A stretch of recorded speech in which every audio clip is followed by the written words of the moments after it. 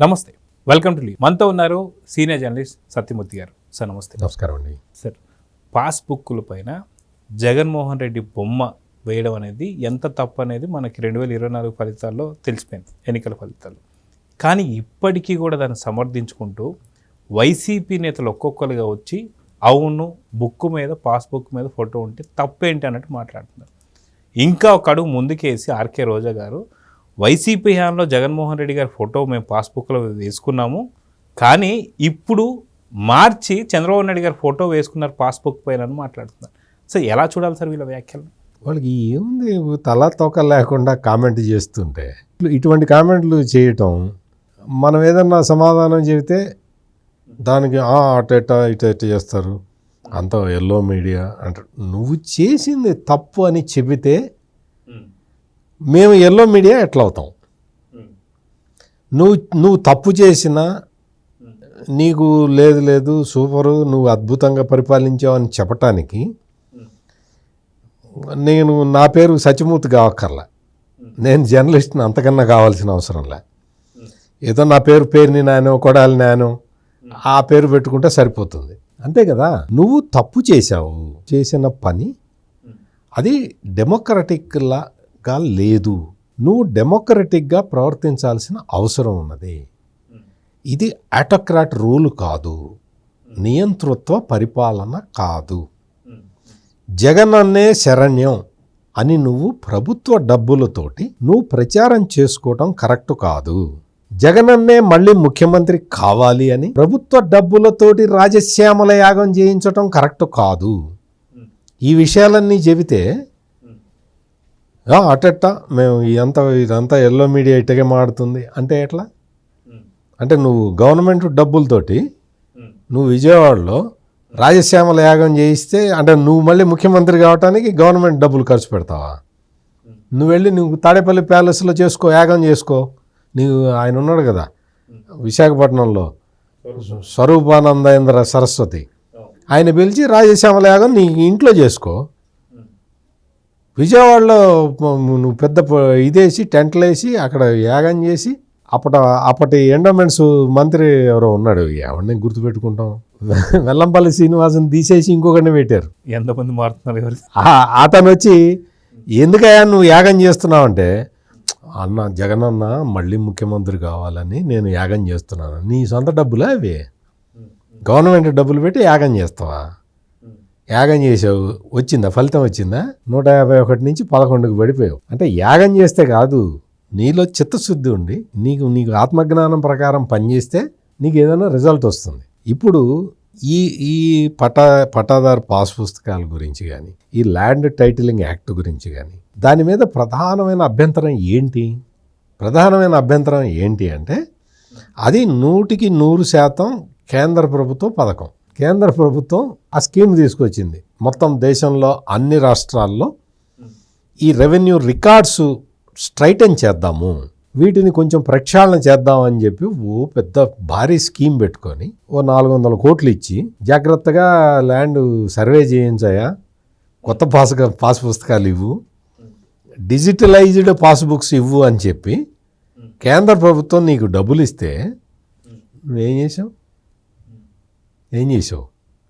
పట్టాదారు పాస్ పుస్తకాల మీద ఆ పాతవన్నీ తీసేసి నీ ఫోటో పెట్టుకొని నీ ఫోటోతోటి పట్టాదారు పాస్ పుస్తకాలు ఇవ్వటమే కాకుండా, నీ ఫోటో ఎప్పుడైతే పట్టాదారు పాస్ పుస్తకం మీద వేయించుకున్నావో నీ దగ్గరికి ఒక డ్రాఫ్ట్ వస్తుంది కదా, ప్రింట్అవుట్ తీసి చూపిస్తారు కదా, అది చూడంగా నీకు ఐడియా వచ్చింది, అమ్మా ఈడి పాస్బుక్ మీద నా ఫోటో వేసా కదా, ఈడి భూమి కూడా కొట్టేస్తే ఎంత బాగుంటుంది అన్న ఆలోచన నీలోకి వచ్చి ల్యాండ్ టైటిలింగ్ యాక్ట్ అని తెచ్చి దాని ద్వారా ప్రజల ఆస్తులు కొల్లగొడదామని చూసి, ప్లస్ నీకు ఎవడొచ్చినా కానీ ఇది ఎవడి భూమి అంటే ఇది జగనన్న భూమి అని చెప్పాలన్న ఉద్దేశంతో నువ్వు సరిహద్దు రాళ్ల మీద నీ బొమ్మ చెక్కించుకొని నీ అందమైన ముఖచిత్రం వేసుకొని ఇన్ని పనులు చేశావు కదా. దానిపై మళ్ళీ ఆయన పేరు జగనన్న. అసలు ఈ స్కీమ్ పేరు డబ్బులు ఇచ్చిందేమో నరేంద్ర మోడీ, జగనన్న భూ సురక్ష అట. భక్షించేవాడే వచ్చి నువ్వు ఎక్కడ చూసినా నీ బొమ్మలేనా? ఏమనుకున్నావు నువ్వు? ఈ ఈ పాస్ పుస్తకాలన్నీ తీసి అవతల పడేసి ఆ సరిహద్దు రాళ్లల్లో ఆ ముఖార విందాన్ని చెక్కి ఇచ్చేసి పెడితే ఒక్కసారి ఈగో హర్ట్ అయింది. ఈగో హర్ట్ అయిపోయింది. నేను బొమ్మలు చెక్కించుకుంటే ఈయన వచ్చి తీసేస్తాడా, అసలు ఈ స్కీమ్ అంతా నాదే అన్నాడు. నీదా? ఎవరు మీ డాడీ పెట్టాడా? ఎవరిది స్కీము? నరేంద్ర మోడీది కదా, నీదే ఆ స్కీము. నువ్వు ల్యాండ్ టైటిలింగ్ యాక్ట్లో నువ్వు అన్డెమోక్రటిక్ రిఫార్మ్స్ తెచ్చావా లేదా? నువ్వు ప్రజలకి కోర్టుకి వెళ్ళే న్యాయస్థానాన్ని ఆశ్రయించే వీలుని తీసేసావా లేదా? అప్పీలే లేకుండా చేసుకున్నావు, అప్పీల్ చేసే వీలు లేకుండా చేసావు.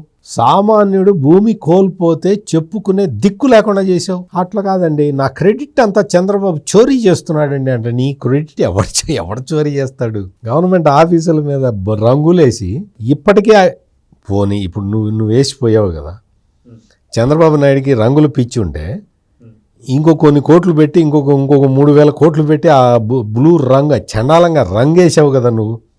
అదంతా చెరిపిచ్చాడా? చూసుకొని రాపో వెళ్ళి. ఇంకా నీ రంగే తగలబడ్డది అక్కడ. అదే గోల తెలుగుదేశం పార్టీ కార్యకర్తలందరూ, అదే గోల. మనం అధికారంలోకి వచ్చి 2 సంవత్సరాలు అవుతున్నా ఇంక ఈ దరిద్రాన్ని మనం ఎంతకాలం భరించాలనేదే గోల ఇప్పుడు. అంటే ఇంత కంపు చేసావు మొత్తం రాష్ట్రం మొత్తాన్ని. గవర్నమెంట్ ఆఫీసుల మీద నీ పార్టీ రంగులు వేసుకున్నావు. ప్రతిదానికి జగనన్న భూరక్ష, లేకపోతే జగనన్న ఏదో గోరుముద్ద, ఇగో జగనన్న పాలు, ఇగో జగనన్న ఇది, జగనన్న అది, జగనన్న ఏమి జగనన్న ఎన్ని పథకాలే. Doctor B R Ambedkar overseas education scheme అని ఉంటే అంబేద్కర్ ఎవరు? తీసేయి, జగనన్న ఓవర్సీస్ ఎడ్యుకేషన్ స్కీమ్.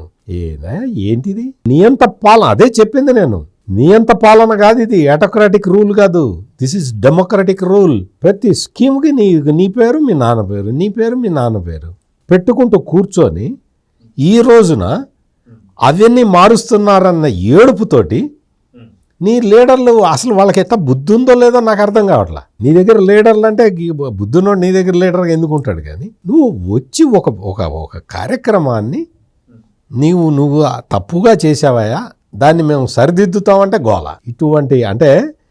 ఇటువంటి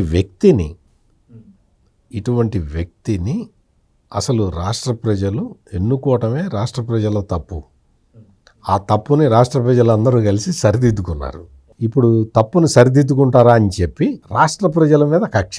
రాష్ట్ర ప్రజల మీద ఎంత కక్ష అంటే, నీకు రప్ప నరికేస్తాం, మేము అధికారంలోకి రాగానే అడ్డం వచ్చిన ప్రజలందరినీ నరుకుతామని చెప్పి చెప్తూ ఉన్నారు.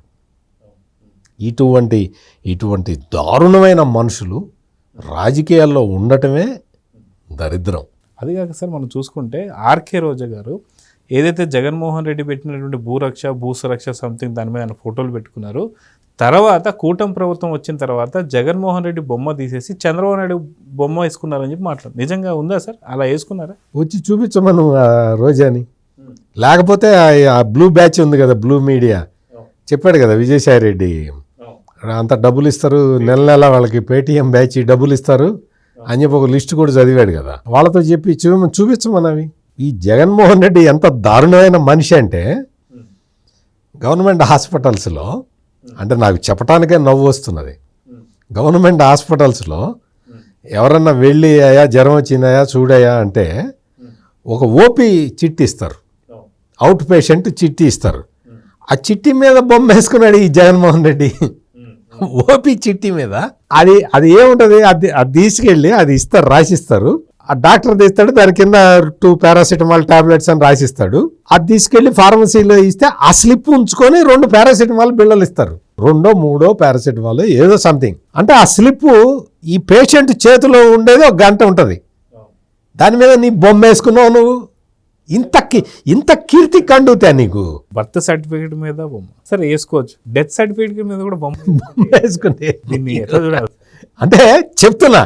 ఇంత అసలు నీకు ఇప్పుడు నా మీద నాకు నేను అద్దంలో చూసుకున్నాను అనుకో, అసలు కమల్ హాసన్ ఏమనుకు వస్తాడు, నేనే అందగానే అనుకుంటా. నేను చాలా అసలు కమల్ హాసన్ కన్నా బాగా నటిస్తానని కూడా అనుకోవచ్చు. నేను అసలు ఎన్టీ రామారావు కన్నా మంచి డైలాగ్ చెప్తా అనుకోవచ్చు.